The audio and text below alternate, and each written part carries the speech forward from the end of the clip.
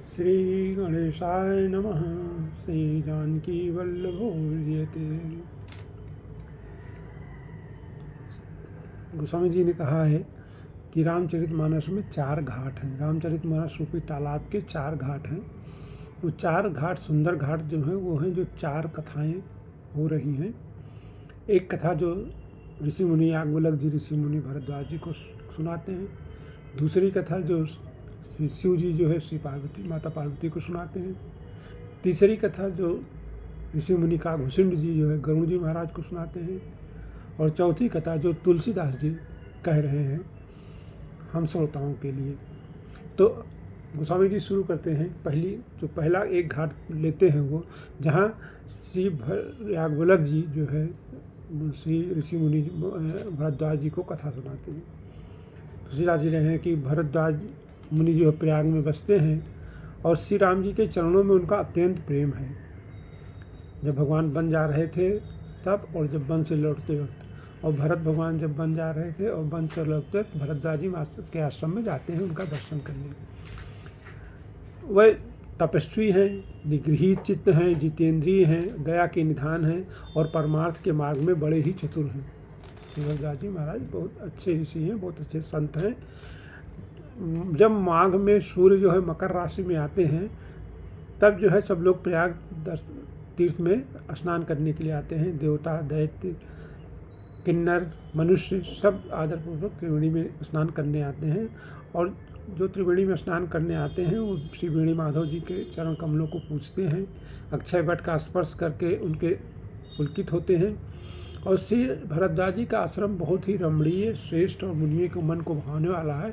तो वहाँ सब मुनि गण इकट्ठा होते हैं और वो ब्रह्म का निरूपण, धर्म का विधान और तत्वों के विभाग का वर्णन करते हैं, मतलब धार्मिक चर्चा करते हैं और ज्ञान वैराग्य से युक्त भगवान की भक्ति का कथन करते हैं। जब भी माघ मेला हर साल माघ मेला लगता है, एक साल प्रयागराज में, तो जब भी सूर्य जो है मकर राशि में आते हैं तब वो मेला लगता है। और वहाँ पे बहुत ऋषि मुनि आजकल भी आते हैं, बहुत धार्मिक चर्चा होती है। तो उस समय भी धार्मिक चर्चा होती थी, ऋषि मुनि लोग आते थे और वो सब भरद्वाज जी के आश्रम में रुकते थे और वहीं धार्मिक चर्चाएँ होती थी। तो एक बार ऐसा हुआ कि जब सब लोग ऋषि मुनि सब स्नान कर चुके और सब अपने आश्रमों को चले गए तो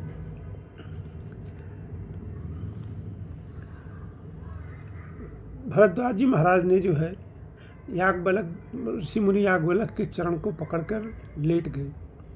उन्होंने उनके चरण पकड़ के उनसे प्रार्थना की। याज्ञवल्क्य मुनि परम विवेकी, भरद्वाज राखे पत्ते की। उनके चरणों में लेट गए कि भाई अभी आप रुक जाओ, अभी आप मत जाओ। और उनके चरणों का सादर पूजन किया। अच्छे आसन पे, पुनीत आसन पे उनको बिठाला और फिर मुनि का सुयश का बखान किया कि आपका ऐसा ऐसा सुयश है। और फिर अत्यंत कोमल वाणी में उन्होंने कहा याज्ञवल्क्य जी महाराज से, नाथ एक संशय बड़ मोरे, करगत वेद तत्व सब तोरे। कि हे नाथ, मेरे मन में एक संशय है और जितने भी ये सब वेद तत्व हैं वो आपके हाथ में हैं, मतलब आप उनको जानने वाले हैं अच्छी तरह से। हाथ में है मतलब कि आपको ज़्यादा उस पर आपने पूरी तरह विचार करके उनका रस निचोड़ करके आपने उसका रस चख लिया है। तो आपको कोई मतलब ज़्यादा इधर उधर को नहीं है, आपको सब उसका पता है।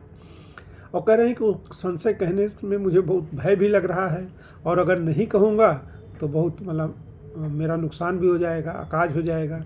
कहत सो मोहि लागत भय लाजा, जो न कहूँ बड़ होए अकाजा। तो क्या संशय था श्री भरद्वाज जी के मन में? नहीं, संशय नहीं था। वो क्या है कि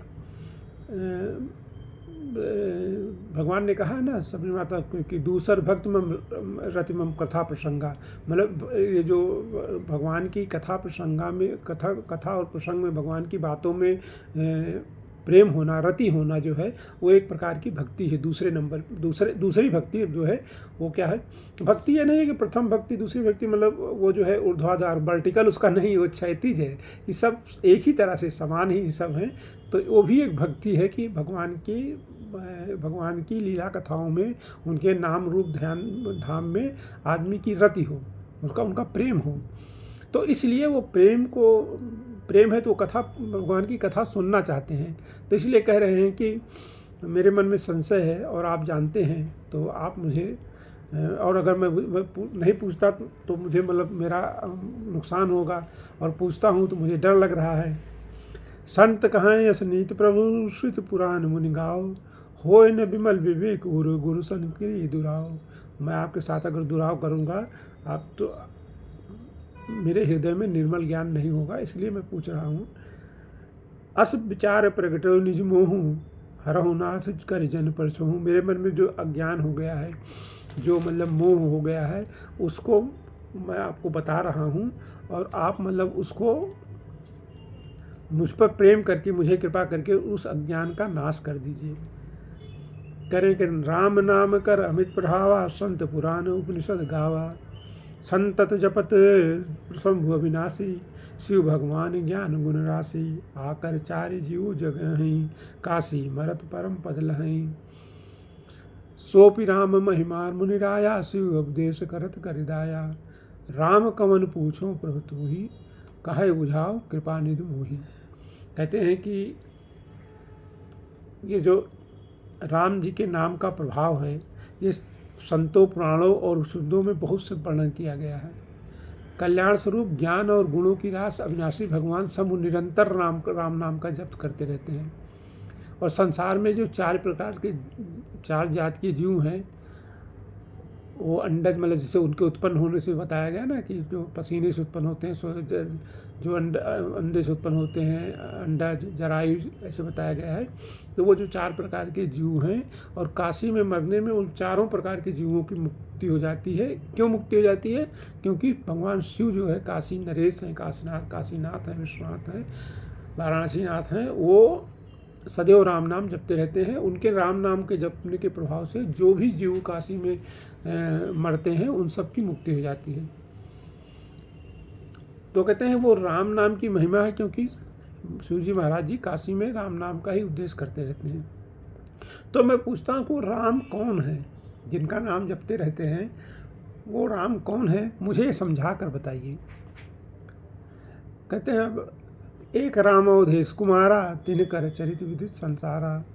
नारी विरह दुख लयो अपारा, भयो रोष रावण मारा। कहते हैं एक रामचंद्र जी को तो मैं जानता हूँ, जो राजा दशरथ के पुत्र हैं, और उनका चरित्र तो सारा संसार जानता है कि उन्होंने स्त्री के विरह में अपार दुख उठाया और क्रोध आने पर युद्ध में रावण को मार डाला। कहते हैं प्रभु सोई राम की अपर को, जाहि जपत त्रिपुरा। ये वही राम जी जो राम नाम जपते रहते हैं, शिव जी भगवान, वो वही राम है, दशरथ के पुत्र अवधेश। सत्य धाम सर्वज्ञ तुम कहो विवेक विचार।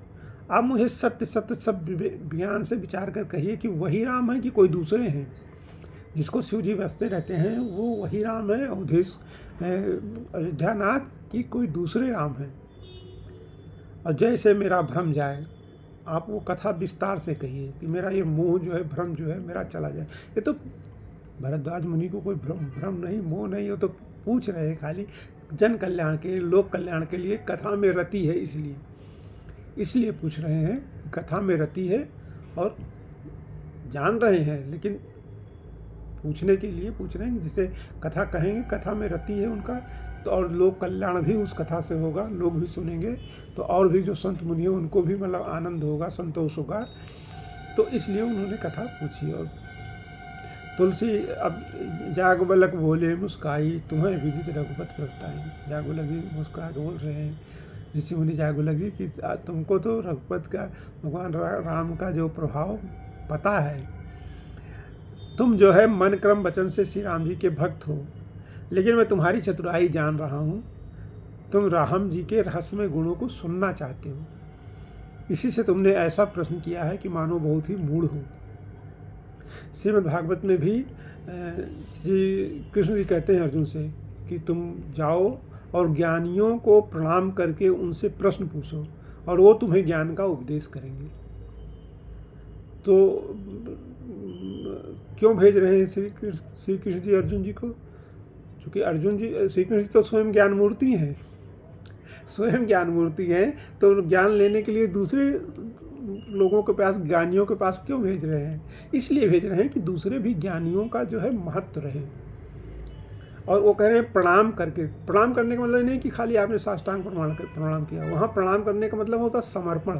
तो जो याज्ञवल्क्य जी से पूछ रहे हैं भरद्वाज जी मुनि, वो पूरे समर्पण के साथ पूछ रहे हैं कि भाई मुझे नहीं पता है, आप उसे भूल जाइए जो मुझे पता है, आप मुझे बहुत गूढ़ रहस्य को बहुत उससे समझाइए विस्तार से कि मैं समझ जाऊँ। पूरे समर्पण के साथ पूछ रहे हैं, ऐसा नहीं पूछ रहे हैं कि नहीं नहीं मुझे इतना तो आता है, इतना और बता दीजिए। नहीं, वो ऐसा नहीं पूछ रहे हैं, वो कह रहे हैं कि मुझे कुछ नहीं आता है, आप मुझे विस्तार से समझाइए, क्योंकि विस्तार से आप कथा कहेंगे तो वो सारे गूढ़ रहस्य और प्रकट हो जाएंगे, और उससे जो कथा के प्रसंग में मेरा जो प्रेम है वो और दृढ़ होगा। कहते तात सुनो सादर मन लाई, कहो राम का कथा सुहाई। याज्ञवल्क्य जी राम की कथा कहते हैं, महामोह महिषी सुविशाला, राम कथा कालिका कराला। जो अज्ञान है ये विशाल महिषासुर जैसा है, और जो श्री राम जी की कथा है ये काली जी है। तो महिषासुर को मारने के लिए काली जी हैं। तो जो मनुष्य को अज्ञान होता है उसको महिषासुर समझिए, तो ये जो राम जी की कथा है ये काली जी है। राम जी की कथा कहने सुनने से जो अज्ञान है, मोह है, वो जो है समाप्त हो जाता है।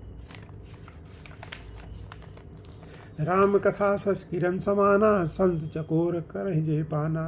राम की कथा जो है वो चंद्रमा की किरणों के समान है, जिसे संत रूपी चकोर सदा पान करते हैं। ऐसा ही संदेह पार्वती जी ने किया था जब महादेव जी ने विस्तार से उसका उत्तर दिया था। वो कहते हैं कि मैं अपनी बुद्धि के अनुसार वही उमा और शिव जी का संवाद कहता हूँ, वो जिस समय और जिस हेतु से हुआ उसे हे मुनि तुम सुनो, तुम्हारा विषाद मिट जाएगा। अब पूछा तो ऋषि मुनि भारद्वाज जी ने राम कथा है, लेकिन ऋषि मुनि याज्ञवल्क्य जी क्या सुना रहे हैं? उमा शंभु संवाद सुना रहे हैं। माता उमा और शंभु का जो संवाद हुआ था वो सुना रहे हैं। क्यों सुना रहे हैं? क्योंकि श्री राम कथा का आधार जो है वो श्री शिव जी के चरणों में प्रीति है। बगैर भगवान शिव के चरणों में प्रीति हुए राम कथा मिल नहीं सकती है। तो राम कथा को प्रदान करने वाले भगवान शिव हैं। तो इसलिए जो है वो ऋषि मुनि याज्ञवल्क्य जी जो है भगवान शिव की कथा पहले सुना रहे हैं। पहले भगवान शिव की कथा सुना रहे हैं कि जिससे जो आपका श्री राम के प्रति जो प्रेम का आधार है वो पुष्ट हो जाए। जो मतलब शिव जी की निंदा करता है वो राम का भक्त नहीं हो सकता, और जो रामचंद्र जी की निंदा करता है वो शिव जी का भक्त नहीं हो सकता है। तो लेकिन राम की भक्ति प्राप्त करने के लिए शिव जी की भक्ति करना अनिवार्य है। बिना शिव जी की भक्ति करने के बाद उनसे यही मांगना चाहिए कि मुझे रामचंद्र जी के चरणों में प्रीति हो, क्योंकि रामचंद्र जी के चरणों में प्रीति के लिए शिव जी के चरणों में प्रेम होना अत्यंत आवश्यक है। तो श्री याज्ञवल्क्य जी कहते हैं कि एक बार त्रेता युग माही, शंभु गए कुंभज ऋषि, संग सती जगजनन भवानी, पूजे ऋषि अखिलेश्वर जानी। एक बार त्रेता युग में भगवान शंकर जी अगस्त्य मुनि के पास गए, और साथ में जो है माता सती भी थी, और ऋषि ने उनकी पूजा की, अखिलेश्वर जानकर उनकी पूजा की, सती और माता शिव जी की। राम कथा मुनिवर्ज बखानी, सुनी महेश परम सुख मानी। और राम कथा जो है ऋषि अगस्त्य जी ने कहा राम कथा कही उन्होंने, और भगवान शिव जी ने उसको परम सुख समझ के सुना। ऋषि पूछी हरि भगत सुहाई, कही शंभु अधिकारी पाई। फिर ऋषि जी ने शिव जी से पूछा हरि भक्ति क्या है, तो भगवान ने शिव जी ने उनको अधिकारी समझ के कि हाँ ये भगवान राम के भक्ति के अधिकारी हैं, तो उन्होंने उनको वो सब भक्ति का निरूपण किया कि ये जो हरि भक्ति है, भगवान के चरणों में प्रेम है, भगवान की भक्ति है, इसका स्वरूप क्या है। कहत सुनत रघुपति गुण गाथा, और कसुदुन तहाँ रहे गिरनाथा, वहाँ कुछ दिन भगवान रहे, और जब तक रहे तो भगवान राम के ही गुणों का गान वहाँ गाथा उनकी चलती रही। फिर उन्होंने विदा किया, कुंभज ऋषि से उन्होंने विदा मांगी, और दक्ष कुमारी को, सती माता को लेके जो है अपने घर की ओर चले। और जब कुंभ मतलब त्रेता युग में भगवान गए थे कुंभजरिस के पास कथा सुनने के लिए, उसी समय जो है भगवान का श्री रामचंद्र जी का अवतार हुआ था पृथ्वी के भार को हरने के लिए। रघुवंश में भगवान ने उसी समय अवतार लिया था और उस समय वो पिता के वचन को मान के राज छोड़ के और दंडक वन में जो है विचरण कर रहे थे। शिव जी अपने हृदय में विचार करते हुए जा रहे हैं कि किस तरह से भगवान का दर्शन हो जाए, क्योंकि भगवान उतरे हुए हैं, अवतार लिए हुए हैं और शिव जी त्रेता युग में आए हुए हैं कथा सुनने के लिए कुंभजरिस का। तो सच में कुछ ऐसा हो जाता कि भगवान के भी दर्शन हो जाते।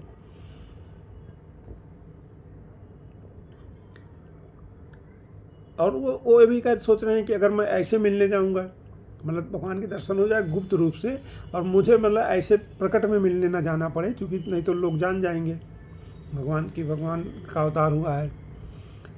तो शंकर जी के मन में बहुत क्षोभ है कि मतलब दर्शन नहीं हो रहा है, इस बात से लेकर उनके मन में बड़ा खलबली मची हुई है।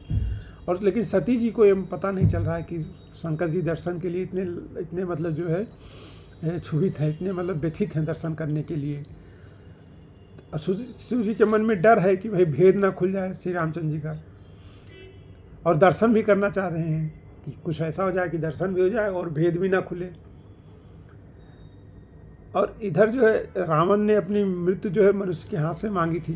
ब्रह्मा जी के वचनों को प्रभु सत्य करना चाहते हैं। तो मैं अगर उनको ये भी लग रहा है कि अगर मैं जाऊंगा नहीं, पास में नहीं जा दूंगा तो बड़ा पछतावा रह जाएगा कि भगवान का दर्शन नहीं किया। तो इस प्रकार शिव जी विचार करके जा रहे हैं कि कुछ मतलब मामला बैठ नहीं रहा कि दर्शन कैसे हो और मतलब पहचान भी ना हो, मतलब भगवान की पहचान खुले ही ना कि भगवान ने जो है श्री राम के रूप में दर्शन मतलब अवतार लिया है और मुझे दर्शन भी हो जाए। ऐसी सोच में जो है शिव जी चले जा रहे हैं। और उसी समय जो है रावण जो है वो मारीच का संग लेकर और उसने जो है वो कांड किया कि सीता जी को उसने जो है हर लिया। और उसको पता नहीं है अभी श्री रामचंद्र जी का वास्तविक जो है प्रभाव। अभी वो रावण जो है पूरा संदेह में ही रहा अंत तक कि ये मतलब भगवान है या कोई मनुष्य है। शुरू से लेकर उसे संदेह रहा, बार बार उसे लगता था कि नहीं, ये खर दूषण को कौन मार सकता है मेरे बिना, मेरे सिवा मेरे समक्ष वो बलवान थे। ऐसा कई बार उसको मन में संदेह होता कि नहीं ये भगवान ही हो सकते हैं।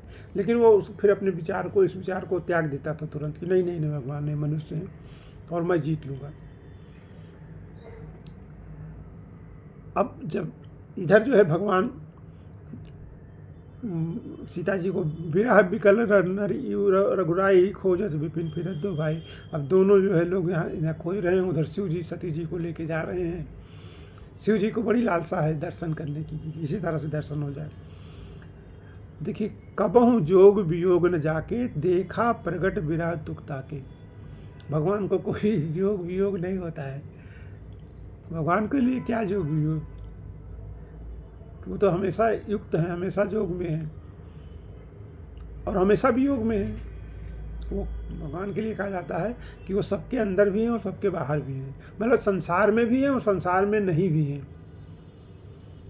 और जिन भगवान को कभी जोग वियोग नहीं होता, उनको प्रकट जो है विरह दुख दिखाई दे रहा है। प्रकट में वो भोग रहे हैं विरह दुख। सीता जी को ढूंढ रहे हैं, हे खगमृग मधुकर श्रेणी, पूछ रहे हैं सबसे कि कहीं देखा आपने सीता जी को, मृगनयनी को कहीं देखा है। अत्र विचित्र रघुपत चरित्र जान है परम सुजान। भगवान का ये चरित्र जो है बहुत सज्जन लोग ही, बड़े सुजन लोग ही जान पाते हैं। जे मतिमंद विमोह बस हृदय धरें कछुआन। जो लोग मतिमंद हैं, विमोह हैं, जो मोह में पड़े हुए हैं, वो कुछ दूसरी बात ही सोचते हैं। शंभु समय ते राम ही देखा उपजा ही अथरथ विषेखा। जब जा रहे थे इधर शिव जी जो है माता सती के साथ जा रहे हैं और उधर रामचंद्र जी जो है लक्ष्मण जी के साथ आ रहे हैं। भरी लोचन छवि सिंधु निहारी कुसुमय जान न किंचिहारी। उन्होंने भगवान के रूप को देखा, उनके नयन भलाए, सजल नेत्रों से उन्होंने भगवान को देखा। लेकिन चूंकि ये समय कुसुमय था ना, अगर वो पहचान कर लेते, पहचानते जाते भगवान को, तो वो जो है फिर वो भगवान का भेद खुल जाता। भगवान ने कहा था ना कि रावण को जो वरदान था वो ये था कि मतलब कोई मनुष्य ही आपको मारेगा, तो वो भगवान का भेद खुल जाता, मनुष्य नहीं रह जाते, हारिर हो जाते, तो भगवान का भेद खुल जाता, तो फिर जो है वो मार ना पाते। तो इसलिए जो है उन्होंने पहचान नहीं किया, देखा सजल नेत्रों से देखा, बहुत प्रसन्न हुए, लेकिन पहचान नहीं किया। जय सच्चिदानंद जग पावन, अस कही चले मनोज सावन, लेकिन उन्होंने प्रणाम किया, जय सच्चिदानंद। चले जात शिव सती समेता, पुण्य पुत्र पुलकत के पानी किताब, जय सच्चिदानंद कह के प्रणाम किया, जय सच्चिदानंद जग पावन, हे जगत को पावन करने वाले सच्चिदानंद भगवान आपकी जय हो। लेकिन पहचान करके नहीं कहा, अपने जा रहे हैं, देखा नहीं उधर, पहचान नहीं की, लेकिन कहा कि जय सच्चिदानंद जग पावन, और प्रणाम किया। जब देखा, प्रणाम किया, उसके बाद उनका शरीर में पुलकायमान हो गया, उनका शरीर पुलकित हो रहा है बार बार भगवान शिव का। और जब सती जी ने दशा देखी शंभु की, तो उनके मन में मतलब संदेह हुआ, विशेष संदेह हुआ कि ये क्या बात है कि मतलब इन्होंने सच्चिदानंद जग पावन कह के प्रणाम किया, और जब से देखें तब से एकदम पुलकायमान हैं, पुलकित हो रहे हैं। तो ये उनके मन में संदेह हुआ कि बात क्या है। और शंकर जी जिसको कि जो मतलब जगदीश हैं, जिनकी जगत वंदना करता है जगदीश के रूप में, सुर नर मुनि सब नाम है शीशा जी, शंकर जगत बंद जगदीशा, सुर नर मुनि सब नाम शीशा, सब जिनको सुर नर मुनि सब जो है शीश झुकाते हैं, वह जो है तीन नृप की परिणाम। वो जो है दशरथ जी के लड़के को, राजा के लड़के को प्रणाम कर रहे हैं और कह रहे हैं कई सच्चिदानंद परधामा। अब उनको संदेह हो गया कि क्या बात क्या है, जो है ऐसा क्यों है, और शरीर पुलकायमान हो गया। जब से देखें तब पुलकित हो गए, एकदम शरीर उनका रोमावली एकदम था, एक एक मतलब जो है खिल गई। और भय मगन छपता, उनकी छवि देख के मगन हो गए हैं। अजहु प्रीत रहत न रोकी, मतलब प्रणाम करके आगे बढ़ गए हैं, लेकिन अभी प्रीत उनके मन में समाई हुई है, बाहर बार बार छलक रही है, रोक नहीं पा रहे हैं। भगवान के प्रति जो उनका प्रेम उमड़ पड़ा है उसको रोक नहीं पा रहे हैं। वो सोच रहे हैं कि ब्रह्म जो व्यापक विरज अज अकल अनी अभेद, सो की देह धरि हुई नर जाहि न जानत वेद। मतलब जो ब्रह्म सर्वव्यापक है, माया रहित है, अजन्मा है, अगोचर है, इच्छा रहित है और भेद रहित है, और जिसे वेद भी नहीं जानते हैं, क्या वो देह धारण करके मनुष्य हो सकता है।